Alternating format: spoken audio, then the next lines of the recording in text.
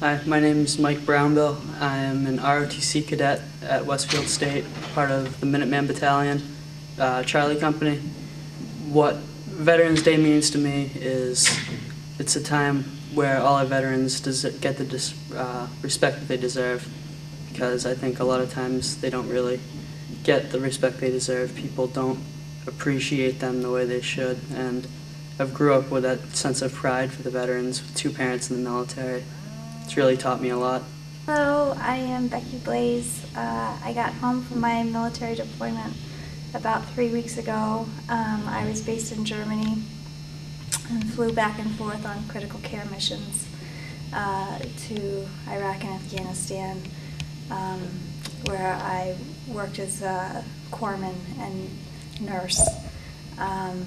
Veterans Day is obviously very important to me. It was both an honor and a privilege to serve the veterans of this war and to be able to take care of them in the capacity in which I did. To see them from the front line, and to see them also getting ready to get to their terminal care facilities, ready to go to Walter Reed. It was an honor. It was just an absolute honor and privilege. That's the best way that I can describe it. As a medic and as a nurse, it's something that you don't get to see every day, and it's something that you don't get to experience every day, and it's certainly something that I wish that everybody could get a chance to do in the helping professions. I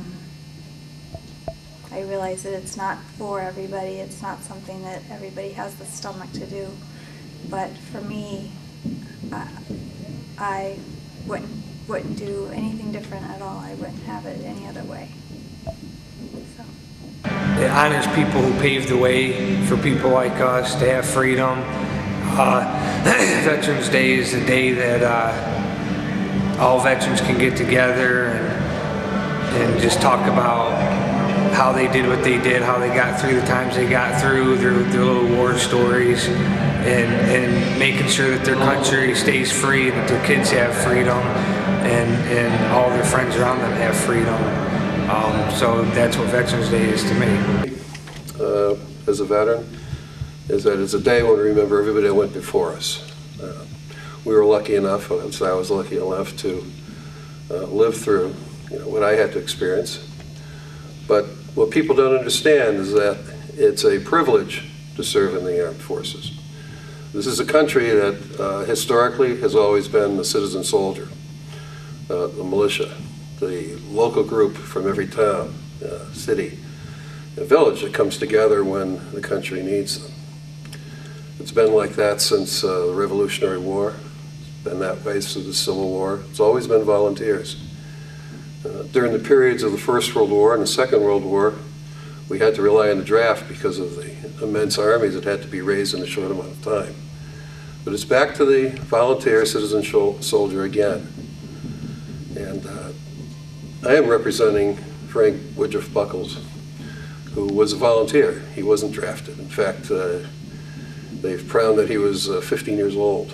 And to have people believe in the country and the value of what they had to do is a pretty amazing thing when you think about it. For me, it's a privilege to be able to portray him, knowing that he's the last surviving veteran from the First World War.